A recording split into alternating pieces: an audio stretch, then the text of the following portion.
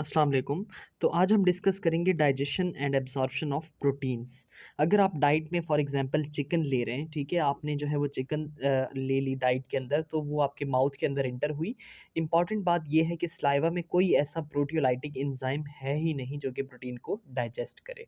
तो जो आपने प्रोटीन इनटेक की, ठीक है, वो बोलस की फॉर्म में जो फूड आपका या फिर जो आ रहा है, ठीक है, इसोफेगस से डाउनवर्ड आएगा। जब वो स्टमक को रीच करता है, हमने पहले भी पढ़ा था कि एक बहुत इंपॉर्टेंट यहाँ पर सेल्स होते हैं जिनको हम कहते हैं कि चीफ सेल्स। ये चीफ सेल्स क्या सिक्रीट करते हैं? आपका एक इंपॉर्टेंट इनएक्टिवेटेड एंजाइम होता है जिसको हम कहते हैं पेप्सिनोजिन। ये पेप्सिनोजिन जो होता है ये इनएक्टिव पेप्सिन होता है। उसके बाद ये एक्टिवेट होके कन्वर्ट हो जाता है पेप्सिन के अंदर। जब ये पेप्सिन में कन्वर्ट होता है और इसका जो इम्पोर्टेंट स्टिमुलेटर है वो क्या होता है? हमारे पास एसिड होता है। हमने कहा था कि स्टमक के अंदर एसिडिक इन्वायरमेंट होता है, तो एच पॉजिटिव आयन यानी कि जो एसिड है यहाँ पर HCl, वो क्या करता है कि पेप्सिनोजिन को कन्वर्ट कर देता है इनटू पेप्सिन। और फिर ये जो पेप्सिन होता है ये फिर डिग्रेड करता है प्रोटीन्स को। अगर ये प्रोटीन के मॉलिक्यूल्स हैं तो ये पेप्सिन इन पे एक्ट करेगा और इनको अलग अलग ब्रेक कर देगा, या तो मोनोपेप्टाइड्स के अंदर यानी कि अमाइनो एसिड्स जो कि मोनोपेप्टाइड होते हैं, और उसके अलावा या तो डाईपेप्टाइड और ट्राईपेप्टाइड्स में इसको ब्रेक कर देगा पेप्सिन प्रोटीन्स को।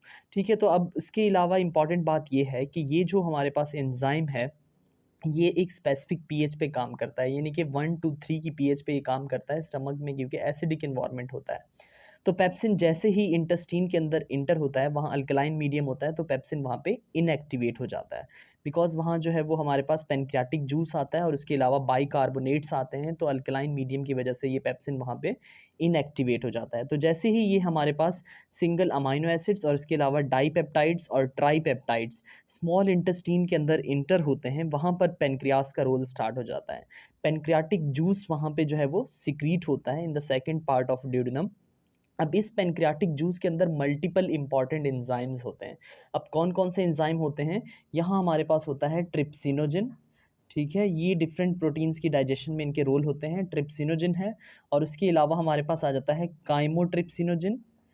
काइमोट्रिप्सिनोजिन, ये सब इनएक्टिवेटेड होते हैं एंजाइम्स। और उसके अलावा हमारे पास आता है प्रोकार्बोक्सीपेप्टिडेज। प्रोकार्बोक्सीपेप्टिडेज आ जाता है हमारे पास। और उसके अलावा हमारे पास आ जाता है प्रो इलास्टेज। ये प्रो का वर्ड इसलिए है क्योंकि ये जो है सारे के सारे इनएक्टिवेटेड एंजाइम हैं जो पेनक्रियाटिक जूस के अंदर प्रेजेंट हैं। और जहाँ पर जेन का वर्ड आता है ये भी इंडिकेट कर रहे हैं कि एंजाइम्स इनएक्टिवेटेड फॉर्म में है।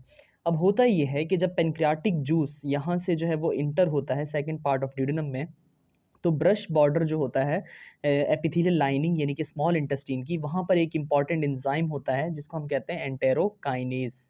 ठीक है, एंटेरो यानी कि स्मॉल इंटेस्टीन रिलेटेड। तो यहाँ पर एक एंजाइम इंपॉर्टेंट बैठा होता है ब्रश बॉर्डर। ये क्या करता है? ये कन्वर्जन यानी कि एक्टिवेशन ऑफ पेनक्रियाटिक जूस करवाता है। किस तरह से करवाता है? होता ये है कि ये जो एंटेरोकाइनेज है ये ट्रिप्सिनोजिन को कन्वर्ट कर देता है इनटू ट्रिप्सिन, यानी कि एक्टिवेटेड फॉर्म ऑफ ट्रिप्सिनोजिन।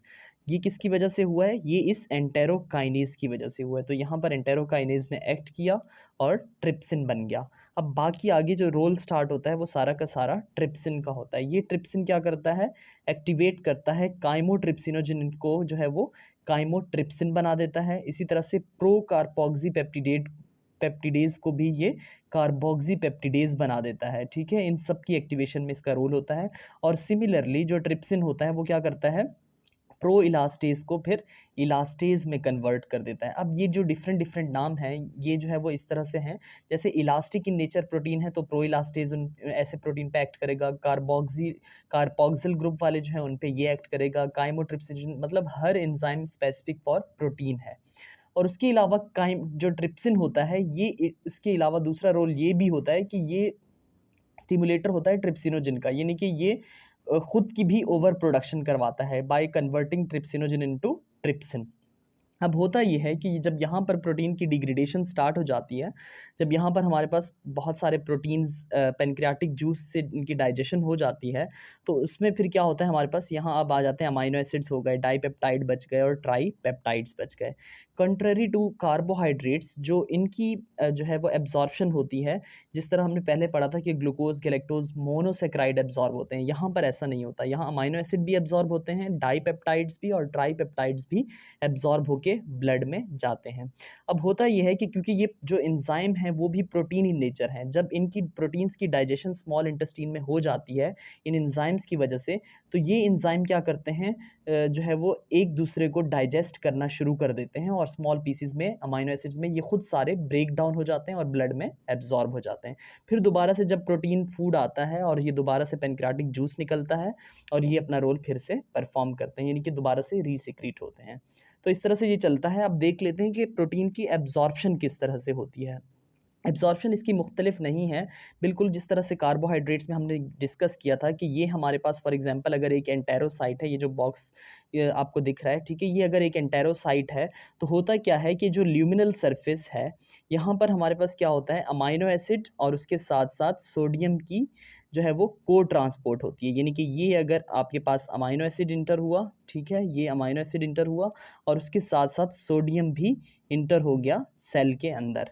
अब ये जो अमाइनो एसिड है, ठीक है, ये क्या करेगा, फिर इसका जो बेसोलेटरल सरफेस ऑफ सेल है जो ब्लड वेसल की तरफ है, यहाँ पर फिर क्या होगा, ये अमाइनो एसिड फैसिलिटेटेड डिफ्यूजन के थ्रू, पहले सेकेंडरी एक्टिव ट्रांसपोर्ट हुई, फिर उसके बाद फैसिलिटेटेड डिफ्यूजन के थ्रू ये फिर जाके अमाइनो एसिड ब्लड में इंटर हो जाते हैं। ठीक है, तो इस तरह से ये एब्जॉर्ब होते हैं।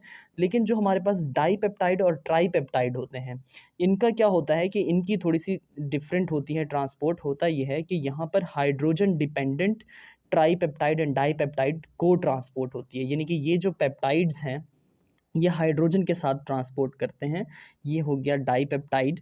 अब ये जो डाईपेप्टाइड और ट्राईपेप्टाइड हाइड्रोजन के साथ को ट्रांसपोर्ट करते हैं, फिर उसके बाद इस यानी कि एंटेरोसाइट के अंदर जो हमारे पास साइटोप्लाज्म है यहाँ सेल का, इनके अंदर कुछ प्रोटियोलाइटिक एंजाइम्स होते हैं। ठीक है, वो प्रोटियोलाइटिक जो एंजाइम्स होते हैं वो क्या करते हैं, इन पेप्टाइड्स को फिर फर्दर ब्रेक करके अमाइनो एसिड ही बना देते हैं। तो फिर ये क्या हो गया, हमारे पास सिंगल अमाइनो एसिड बन गया और ये अमाइनो एसिड फिर उसी तरह से फैसिलिटेटेड डिफ्यूजन के थ्रू ट्रांसपोर्ट हो गया।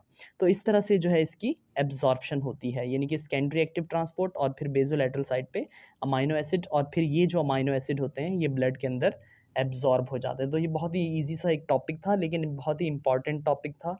इसमें से जो है वो एमसीक्यूज पूछा जाता है, स्पेशली एंजाइम से रिलेटेड, उनकी एक्टिवेशन से रिलेटेड पूछा जाता है। तो नेक्स्ट लेक्चर में इंशाल्लाह हम डिस्कस करेंगे फैट्स की digestion and absorption. Thank you so much for watching this video.